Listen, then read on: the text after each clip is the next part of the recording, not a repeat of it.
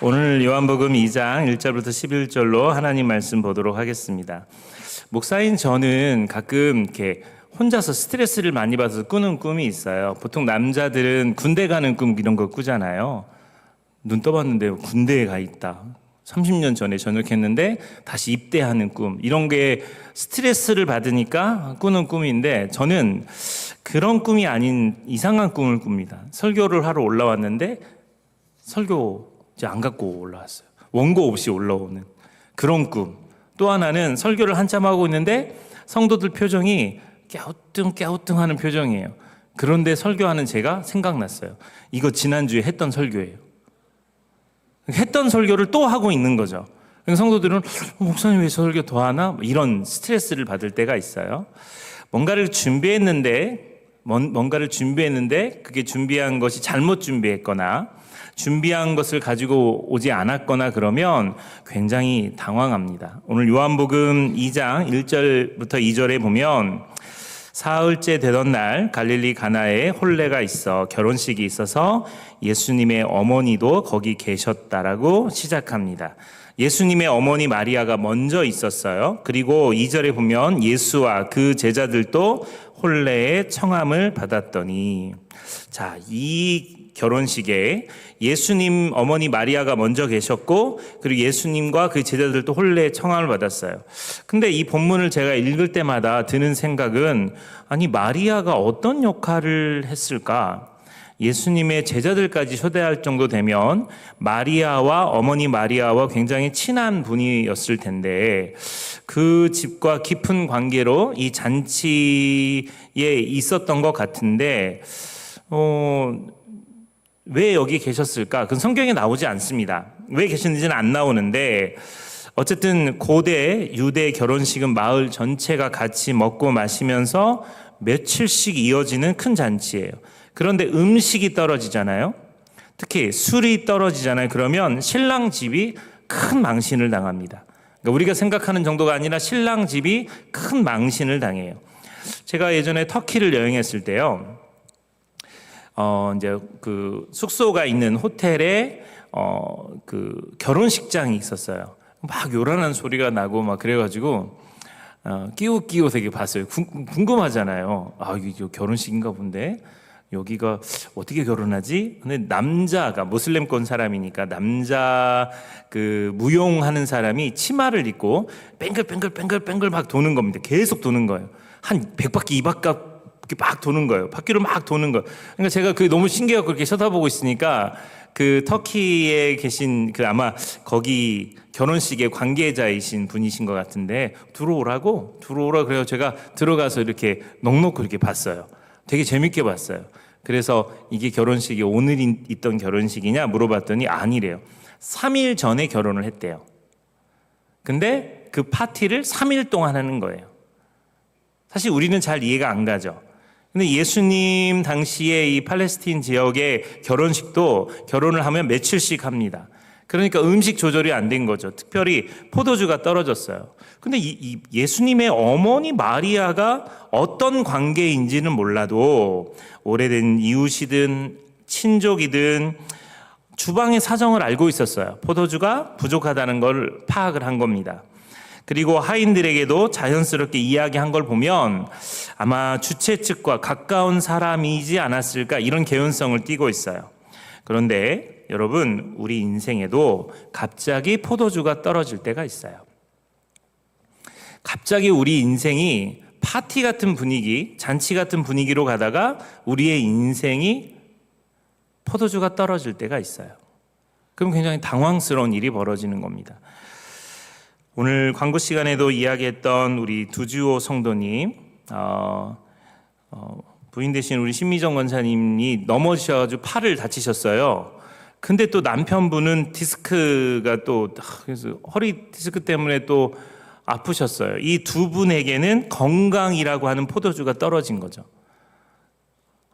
부인도 환자인데 환자가 환자를 돌봐야 되는 상황이 되는 거예요. 두지호 성도님은요, 제가 부임하고 난 다음에 세가족으로 저희 교회에 이제 앞에서 이렇게 제가 이렇게 물끄러미 봤어요. 근데 우리 성도들도 우리 두주호 성도님이 세 가족인데도 다들 두루두루 아시는 것 같더라고요. 이분은 새신자인데도 교회의 나무들을 관리하는 조경 일을 하시더라고요.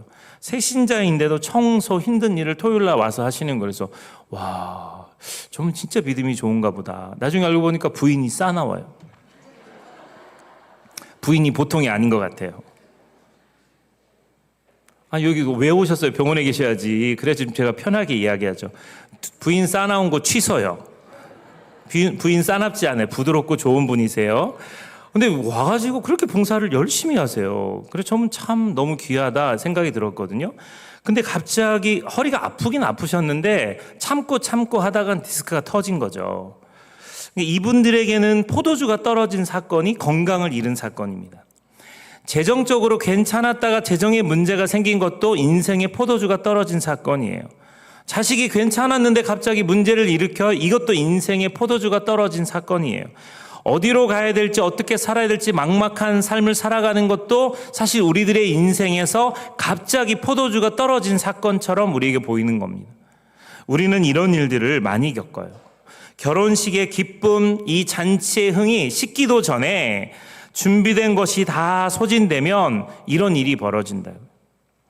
그런데 예수님의 어머니 마리아가 예수님에게 이야기합니다. 3절 말씀에 보면 포도주가 떨어진지라 예수의 어머니가 예수에게 이르되 저들에게 포도주가 없다 하니. 여러분 지금부터 이 본문을 잘 보시면 매우 이상한 대화를 발견할 수 있어요. 예수의 어머니가 예수에게 이르되 포도주가 떨어졌다, 포도주가 없다 라고만 이야기해요. 그러니까 사실 어머니들 잔소리하면 하고 싶지 않을 때가 있잖아요. 치카치카 양치질 하려고 들어갔어요. 치약에다가 이렇게 칫솔에다가 이렇게 치약을 짰어요. 근데 어머니가 밖에서 야! 이빨 닦아! 닦고 싶어요? 안 닦고 싶어요? 그냥 안 닦아! 성질이면 저는 순종적인 아들이었기 때문에 네 하고는 닦긴 하지만 방 청소 하려고 하고 있는데 방 청소 안 했다고 뭐라 그러면 하기 싫잖아요. 죄송해요. 착한 분들만 모여있는 남부 전원교회였어요. 근데 이게 예수님의 어머니가 지금 예수님께 잔소리하는 것처럼 들릴 수 있어요. 예수님이 뭐라고 하는지 보세요. 4절 보세요. 예수께서 이르시되 여자여 나와 무슨 상관이 있나이까 내 때가 아직 이르지 아니하였나이다. 그게 나와 무슨 상관입니까? 아직 내가 때지 않았습니다. 여러분 이게 좀 낯선 대화처럼 느낍니다. 왜냐하면 예수님이 때에 대한 이야기를 합니다. 포도주가 없다라고 이야기하면 네 제가 이마트 가서 사올게요 하고는 나갔다. 제자들도 많으니까 야 베드로 요한 안드레 가서 사가지고 와 이렇게 시킬 수도 있어요. 근데 지금 이 대화 자체는 그게 나와 무슨 상관입니까? 아직 내 때가 되지 않았습니다. 심부름할 때가 되지 않았다는 얘기인가요? 포도주 지금 예수님과 포도주는 사실 상관이 없는 이야기예요. 이 잔치집에 포도주가 떨어졌어요. 지금 예수님 손님으로 왔잖아요. 마리아가 포도주 더 사와라 부탁하는 것도 아니에요. 지금 대화 자체가 이상하다는 거예요. 저는 첫 번째는 이 마리아의 기도가 되게 중요하다고 생각합니다. 어떻게 해주세요라는 기도도 아니었고요. 이미 자신의 아들을 하나님의 아들로 인식하고 있어요. 마리아는 예수님을 그냥 아들로 생각하는 것이 아니라 동정녀의 몸에서 태어난 아들을 특별한 존재로 어쩌면 그들이 살아가는 동안에 이 예수 그리스도를 통해서 그 가정에 음식이 오병이어 기억 같은 그런 일들이 분명히 벌어졌기 때문에 마리아는 포도주가 떨어진 이 사건을 예수님에게 요청하고 있는지도 모르겠어요. 그런데 그 말씀을 그렇게 할 때 하인들이 그 옆에 있었거든요. 이 세 명의 대화가 다 이상해요. 마리아는 포도주가 없다. 그것과 나와 무슨 상관이에요? 아직 내 때가 되지 않았어요. 그랬는데 5절 말씀을 한번 보시죠. 그의 어머니가 하인들에게 이르되 너희에게 무슨 말씀을 하시든지 그대로 하라. 자, 지금 예수님과 마리아가 대화하고 있고 그 주변에 하인들이 있을 거예요. 아들아, 포도주가 없다. 무슨 상관이에요? 내 때가 아직 아닙니다. 이렇게 이야기할 때 옆에 있는 하인들에게 예수님이 마리아가 이렇게 이야기합니다. 그가 무슨 말씀을 하시든지 그대로 하라. 여러분, 이게 하인들 입장에서도 어리둥절한 이야기가 되는 거예요. 아마 이게 지금 대화 자체가 성립이 안 되는 겁니다. 그런데 마리아의 요청은 아직 하나님의 때가 되지 않았다고 하는 하나님의 때를 앞당깁니다. 여러분, 예수님은 3년의 공생애를 위해서 30년을 기다리신 분이세요. 그 30년을 기다리신 예수님이 첫 번째 사역이 가나의 혼인잔치예요. 마리아의 태도는 이것을 요약합니다. 나는 주님의 시간이 언제든지 올 것을 믿는다. 그분이 말씀하시면 즉시 순종할 준비가 되어 있다. 마리아의 기도는 그 때를 움직입니다. 3년의 시간을 위해 30년을 기다리신 예수님의 마음을 움직여버리는 겁니다. 지금 인간의 힘으로는 해결할 수 없으니 이제 주님이 일하실 때입니다 라는 이야기를 마리아가 하고 있는 거예요.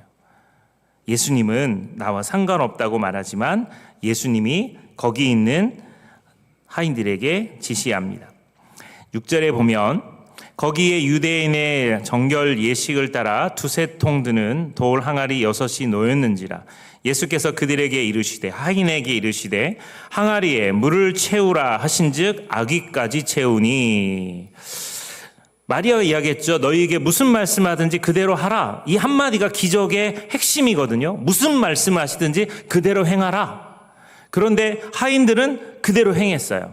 그런데 이들이 어느 정도 순종을 했냐면 이게 이해가 되는 순종이 아니고요. 그냥 믿음의 실천입니다. 아귀까지 채웠어요. 다시 정리할게요. 만약에 하인들한테 물을 채워라. 그럴 때 하인들이 쥐가 뭐야? 우리 주인도 아니고. 그래서 항아리에 반절 정도만 물을 채우면 최상급 포도주는 반절밖에 없는 겁니다. 그런데 하인들은 이해가 되진 않지만 아귀까지 넘치도록 물을 부어서 채운 거예요. 그랬더니 최상급 포도가 아귀에 넘치도록 채워지는 겁니다. 하인들은 적당히가 아니라 끝까지 채웠어요. 적당히 순종한 게 아니라 끝까지 순종했어요. 이들은 그 명령에 대해서 완전한 순종을 하게 됐다라는 거예요. 사랑하는 여러분, 지금 우리 남부전원교회는 새로운 체계로 교회가 흘러가고 있어요.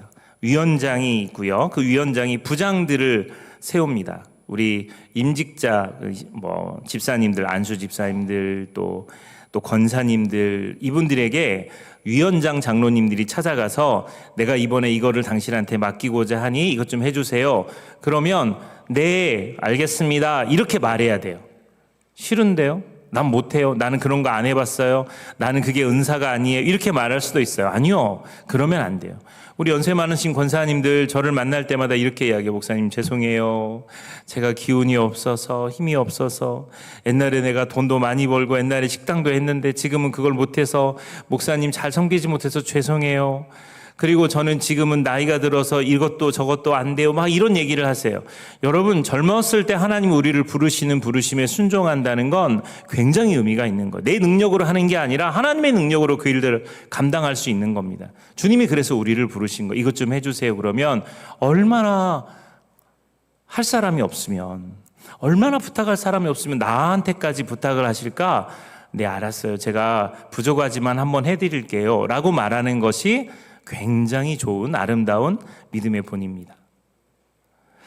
우리 당회원들에게, 우리 시무장로님들에게 제가 11월 달에 유럽 프랑스와 독일, 코스타를 가야 됩니다라고 허락을 받았어요.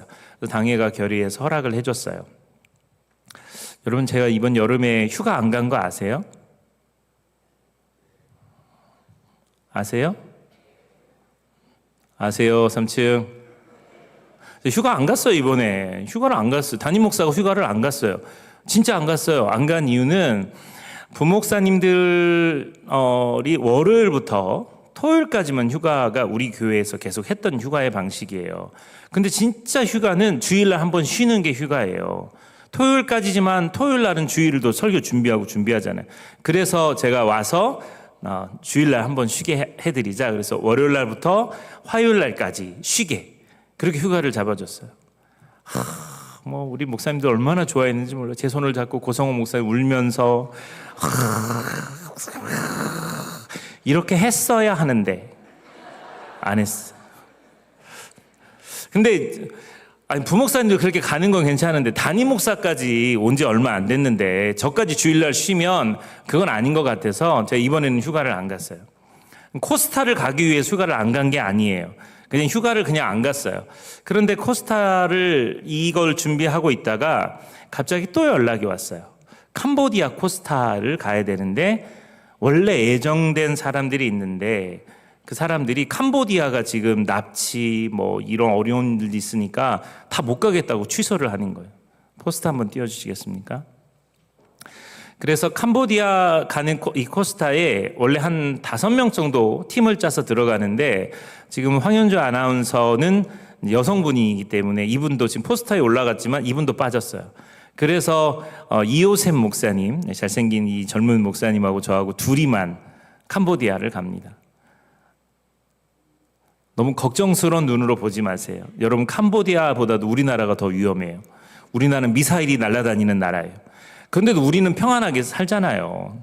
별로 그런 긴장 없잖아요. 고성호 목사님 이스라엘 전쟁 때 갔잖아요.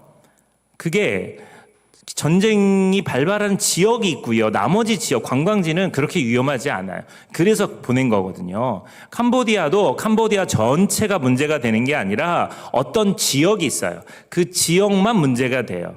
그런데 제가 이번에 여기를 간다 그랬을 때 여기 또 원래 멤버들이 다 바뀌고요. 이호셉 목사님하고 저하고 둘이만 지금 여기를 가는데 이 이호셉 목사님은 어떤 분이냐면 양떼 커뮤니티라고 하는 그곳의 대표이시거든요. 그 양떼가 뭐냐면 양아치 떼 커뮤니티예요. 웃기려고 하는 게 아니고 진짜 이분의 사역은 양아치들 사역해요. 소년원 들어갔다 나온 애들, 폭력 쓴 애들, 경찰서 가가지고 애들을 구출해 오고 막 이런 일들을 합니다. 미혼모들, 그리고 이주민의 아이들 중에 방황하는 아이들, 그것을 이호셉 목사님이 하세요. 아주 멋진 사역을 하시는 분이세요. 이전부터 한번 교제하고 싶었는데 이제 아주 캄보디아 가가지고 둘이 엄청 친해질 거예요. 둘이만 가니까 원래 한 3번 정도 집회를 하고 그러는데 둘이 가니까 5번을 해요. 정확히는 6번 해요. 왜냐하면 선택특강을 하루하루를 같이 하니까. 그러니까 제가 월요일날 저녁에 비행기를 타고 캄보디아를 도착하면 화요일날 첫 번째 집회부터 제가 하고요. 그 다음에 목요일날 집회 딱 끝나면 목요일날 저녁에 비행기 타고 한국에 와요. 앙코르 뭐 그런데 가보지를 못해요. 그 집회할 때 특징이 뭐냐면 저분이 강의할 때 저는 밖에 아니에요. 저분의 강의를 제가 들어줘야 돼요. 맨 앞에서. 그런 거 저는 캄보디아는 밖에 나가지도 않아요. 납치될 일이 없어요. 납치범들이 납치할 시간을 못 잡아요. 공항에서부터 목사님 와서 픽업해서 호텔에 가서 잠자고 그 다음에 또 픽업해서 집회 장소 들어가가지고 그때부터 이제 저녁 집회까지 다 해야 되니까. 근데 참 고마워하는 건 이렇게 자비량으로 비행기표 사서 날아가서 헌신하고 이렇게 오잖아요. 관광도 하나도 안 하고 오잖아요. 아이들이 너무너무 감격해요. 거기 있는 현지 선교사님, 목사님들은 너무너무 감격해요. 왜냐하면 희생하고 온 것을 아니까. 그리고 지금 캄보디아 상황이 이렇게 어려운데 이런 어려운 상황에서 용기 내서 와준 분들을 존경하는 거죠. 그래서 전 기대가 돼요. 이번 집회 때 하나님이 어떤 아이들을 만나게 하실까? 순종한다는 건 그런 거 아닐까요? 하나님이 가라고 말씀하시면 가고요. 하나님이 멈추라고 말씀하시면 멈추는 게 순종이에요. 그것이 있을 때 기적이 나는 거예요. 그것이 기적의 조건이 되는 겁니다. 지금 남부전원교회의 위원장과 부장들과 뭔가를 일을 시작하려고 하고 있어요. 이 타이밍에 기꺼이 나도 하고 싶어요. 제가 이제 그 일부 때 그랬는데요. 우리 집사님, 권사님들 중에서 부장 한 건도 부장이 안 되신 분들은 새벽 3시에 특별 새벽 기도회를 40일 동안 할 생각이에요. 헌신해야 돼요. 그래서 하나님이 재직으로 세워주셨잖아요. 직분자로 세워주신 거 아닙니까? 이때를 위해서 하나님이 세워주셨어요. 그럼 기쁘게 감사하게 그 일들을 하는 거죠. 사랑하는 여러분, 우리는 결핍의 순간들을 너무 자주 느껴요. 포도주가 인생에 떨어진 순간을 너무 자주 느껴요. 그런 거 없는 사람들은 사실 하나님 찾을 생각을 못 합니다. 그런 거 없는 사람들은 하나님이 필요하지 않아요. 근데 인생에서 갑자기 그런 일을 경험하니 하나님을 찾는 거죠. 인간의 한계를 느끼니까 예수님 앞에서 도와달라고 고백하는 것이 신앙인들의 모습 아닙니까? 포도주가 떨어졌다. 이것은 인간의 한계를 고백하는 말이지만 무슨 말씀을 하시든지 그대로 하라. 이것은 믿음을 완성하는 이야기입니다. 그래서 물은 포도주로 변했어요. 뭐가 바뀌었냐면 하나님의 정하신 때가 변화됐습니다. 하나님이 기도하는 사람을 통해 그 때를 드러내시는 거죠. 마리아의 기도는 단순한 부탁이 아니라 하나님의 때를 열어 적시는 믿음의 통로가 되었어요. 할렐루야. 기도는 하나님이 일하실 수 있는 통로를 여는 겁니다. 그것이 기적의 조건이에요. 예수님께서는 포도주가 떨어져서 잔치 분위기가 망칠 것 같은 그곳에 포도주를 채우셔서 다시 잔치를 만드셨어요. 요한복음 10장 10절에 보면 내가 온 것은 양으로 생명을 얻게 하고 더 풍성히 얻게 하려 함이라 말씀을 읽겠습니다. 사랑하는 여러분,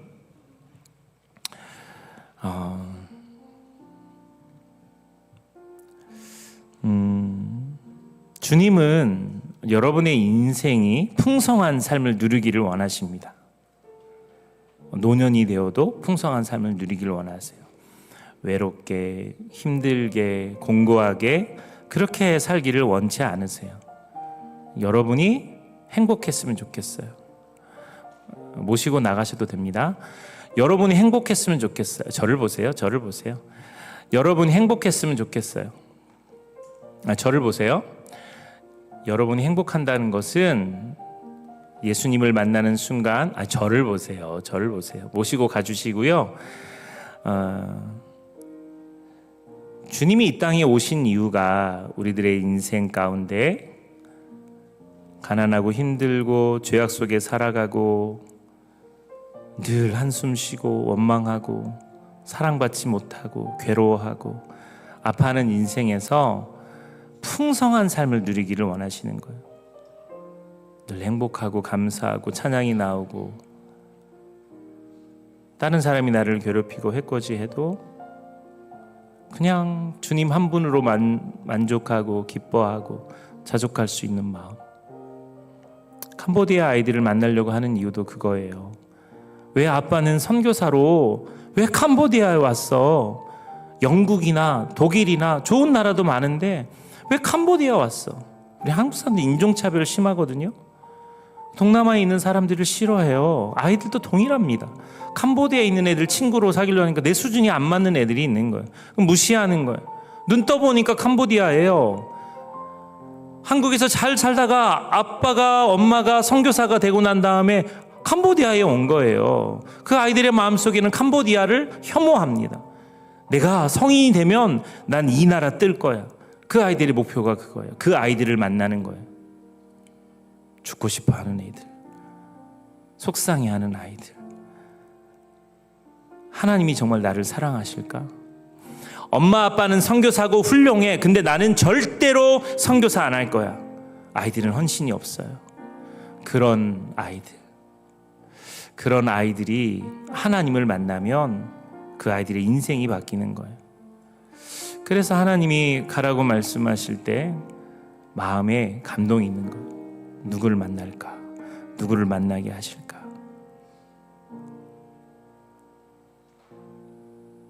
새벽기도 차량 운행자가 또 없어요. 진짜 오랫동안 섬겨주셨어요. 근데 또 이렇게 빈자리가 납니다. 냉장고를 부탁해를 또 이야기를 해요. 우리 청년들 MT를 가요. 전도회가 MT를 갑니다. 그럴 때 여러분 그런 걸 가볍게 보지 마시고요. 일단 내가 봉사할 수 없으면 기도해 주세요. 좋은 사람 나타나게 도와주시고 헌신자가 있게 도와달라고 기도하시고 혹시나 주님께서 여러분의 마음속에 울림을 주시면 기꺼이 순종하세요.